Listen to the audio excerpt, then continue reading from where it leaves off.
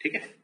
तो हमारे भारत में जो 12 महीने साल के होते हैं, जनवरी फरवरी से लेकर दिसंबर तक का जो समय होता है, एक साल, इस एक साल में वर्षा का जो स्वरूप होता है वो कहाँ से वर्षा होती है, कैसे होती है, किन महीनों में ज्यादा होती है, किन महीनों में कम होती है, मानसून से कितनी होती है, या मानसून मानसून के फैक्टर से कितनी होती है, और फैक्टर अदर देन मानसून से कितनी होती है, ये सारी बातों को हम यहाँ पर स्पष्ट करेंगे। ठीक है। तो देखिए, अगर एग्जाम में क्वेश्चन आता है कि भारत में वर्ष भर वर्षा के स्वरूप को समझाइए, तो इसमें सबसे पहले आप ये जानिए कि भारत में वर्षा के स्वरूप को 4 भागों में बांटा गया है। ठीक है। जो वर्षा का स्वरूप है, इसके 4 भाग हैं। कौन कौन से भाग हैं?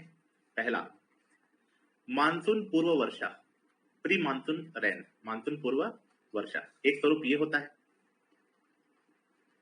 एक होता है मानसून के दौरान वर्षा, मानसून के दौरान वर्षा, रेन ड्यूरिंग मानसून।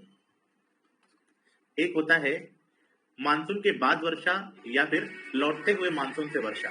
ठीक है, लौटते मानसून से वर्षा, या इसी को एक और नाम से भी जाना गया है, मानसून बाद वर्षा, मानसून बाद वर्षा। ओके। और चौथा है पश्चिमी विक्षोभ से वर्षा, वेस्टर्न डिस्टर्बेंस, पश्चिमी विक्षोभ से वर्षा।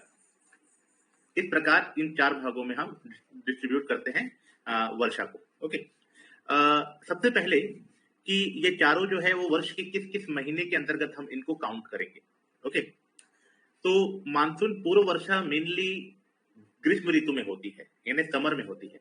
यानी आप अगर मार्च, अप्रैल और मई, ये 3 महीनों की बात करें, तो इसमें कौन सी वर्षा को हम नोट करेंगे? मानसून पूर्व वर्षा। ये कितना परसेंट होती है? 10%। यानी हमारे इंडिया में ओवरऑल साल भर जितना वर्षा होती है उसका 10% वर्षा प्री मानसून रेन कहलाता है, जो मार्च अप्रैल मई में होता है। ओके। उसके बाद जून जुलाई अगस्त, जून जुलाई अगस्त, ये जो 3 वर्षा होती है इसको मानसून के दौरान वर्षा कहते हैं।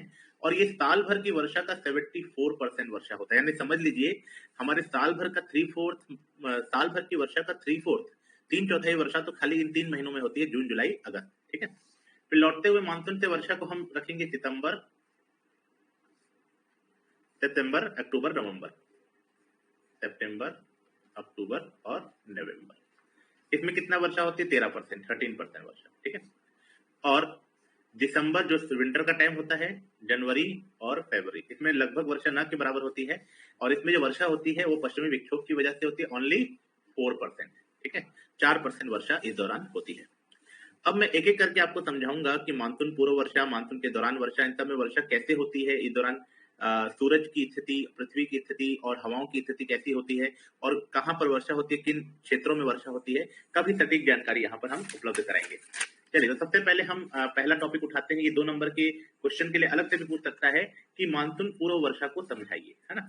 तो मानसून पूर्व वर्षा क्या होती है? मानसून पूर्व वर्षा, तो देखिए, जैसा कि मैंने आपको जो समय बताया मानसून पूर्व वर्षा का, वो था मार्च अप्रैल मई। यानी कि उस समय इंडिया में कैसा रहा होगा? बहुत गर्मी रही होगी, ग्रीष्म ऋतु की बात चल रही है। तो इंडिया में बहुत गर्मी है। क्यों? क्योंकि सूरज का जो कंडीशन है वो कैसा है? जस्ट इंडिया के ऊपर है, यानी उत्तरी उत्तरी गोलार्ध में सूरज है इस दौरान। इस वजह से बहुत ही गर्मी की स्थिति है।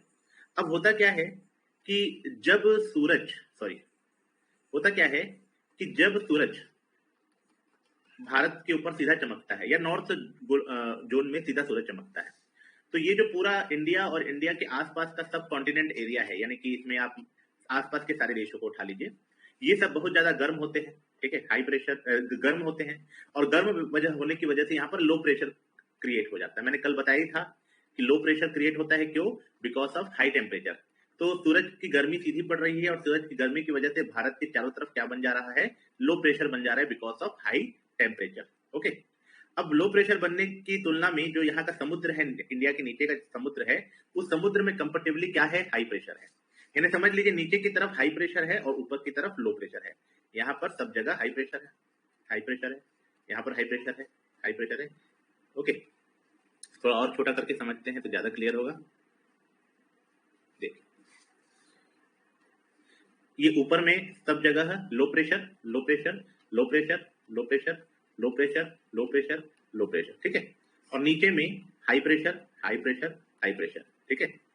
क्योंकि सूरज उत्तरी गोलार्ध में है और दक्षिणी गोलार्ध में अभी थोड़ी सी ठंडी है, तो यहाँ से जो हवाएं हैं वो भारत की ओर चलती हैं, ठीक है। यहाँ से और हवाएं भारत की ओर चलना शुरू कर देती है। याद रखिएगा अभी भारत में एंटर नहीं की है ये हवाएं, ठीक है, ये भारत में चलना शुरू कर दी है। अब जब ये हवाएं भारत में चलना शुरू करती है, क्योंकि हवाएं आमतौर पर हाई प्रेशर से लो प्रेशर की तरफ बढ़ती है, तो हवाएं अपने स्वभाव के हिसाब से हाई प्रेशर से लो प्रेशर की तरफ बढ़ती है। उस दौरान क्या होता है कि इंडिया का जो लैंड एरिया है, यानी कि इंडिया की जो भूमि का जो भाग है, वहां पर बहुत ही ज्यादा टेम्परेचर हाई होता है। और इस हाई टेम्परेचर की वजह से यहाँ की जो हवाएं होती हैं वह गर्म और शुष्क हवाएं होती हैं। तो समझिएगा कि अभी जब दक्षिण से आर्द्र हवाएं आ रही है, ये हवाएं क्या है, ये हवाएं हैं आर्द्र हवाएं। आर्द्र मतलब वेट, और आर्द्र हवाओं को मतलब ये समझिए कि जो भी हवाएं समुद्र को पार करके आती हैं उनमें ऑलरेडी बहुत ज्यादा आर्द्रता होती है, क्योंकि वो समुद्र का पानी अपने साथ लेकर आती है। और इसकी तुलना में यहाँ पर जो एक्सिस्ट हवाएं होती हैं, जो यहाँ पहले से मौजूद है, कौन सी, यहाँ पर कलर चेंज कर लेते हैं, यहाँ पर ऑलरेडी जो हवाएं हैं, ठीक है, ये वाली जो हवाएं हैं यहाँ पर ऑलरेडी अवेलेबल, ये हवाएं क्या हैं, ये हवाएं हैं शुष्क हवा। शुष्क, शुष्क यानी ड्राई विंड, ड्राई।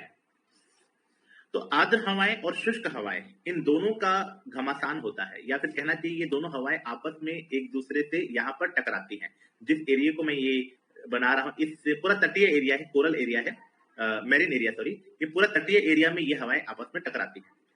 अब जब भी कभी आर्द्र हवाएं और शुष्क हवाएं आपस में टकराती हैं तो तूफान आते हैं, और तूफान आते हैं और तूफानी वर्षा होती है।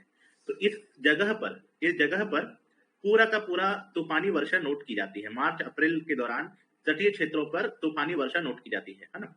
और ये एक बहुत ही ज्योग्राफी का बहुत ही सिंपल सा फैक्ट है, याद रखिएगा कि ड्राई विंड और वेट विंड, ठीक है, ड्राई यानी कि शुष्क और वेट यानी कि आर्द्र, ठीक है, ये दोनों जब भी टकराएंगे तब क्या आएगा, तूफान आएगा। ये ऐसा होता ही है। तो इस पूरे क्षेत्र में क्या आता है, तूफान आता है। और इन क्षेत्रों में कैसी वर्षा होती है, तूफानी वर्षा होती है। और यही वर्षा क्या कहलाती है, यही वर्षा कहलाती है प्री मानसून रेन, या इसी को कहते हैं मानसून पूर्व वर्षा। और मानसून पूर्व वर्षा को अलग अलग स्टेट में अलग अलग नाम से जाना जाता है। जैसे अगर मैं बताऊं कि इस वर्षा को कहीं पर मानसून पूर्व वर्षा, अगर एग्जाम में क्वेश्चन आता है कि मानसून पूर्व वर्षा को किन किन राज्यों में किन किन नामों से जाना जाता है, तो यहाँ पर मैं अच्छी जानकारी दे रहा हूँ, प्री और मेन दोनों के लिए इंपॉर्टेंट है। ये सबसे पहला नाम है आम्र वर्षा, आम्र वृष्टि, मैंगो शॉवर, मैंगो शॉवर, आम्र वृष्टि। तो आम्र वृष्टि नाम से इसको कहां पर जाना जाता है, तो याद रखिएगा आम्र वृष्टि के नाम से इसको प्रमुख रूप से पश्चिम बंगाल में जाना जाता है, पश्चिम बंगाल, ओके, यानी ये वाला एरिया। इस एरिया में से किस नाम से जाना जाता है, आम्र वृष्टि के नाम से जाना जाता है।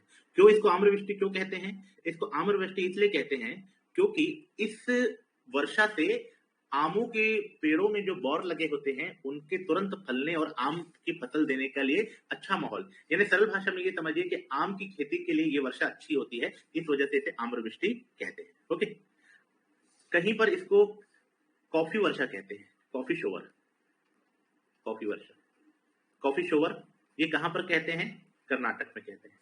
यहां पर क्यों इसे कॉफी शोवर क्यों कहते हैं, क्योंकि कर्नाटक में, आपको पता होगा कि भारत में कॉफी का प्रोडक्शन सबसे ज्यादा कर्नाटक में होता है। तो कर्नाटक में ये रेन जब होती है तब वहां कॉफी के लिए बहुत ही ज्यादा पॉजिटिव होती है, इस वजह से इसको कर्नाटक में कॉफी शोवर कहते हैं, ठीक है। फिर काल बैशाखी,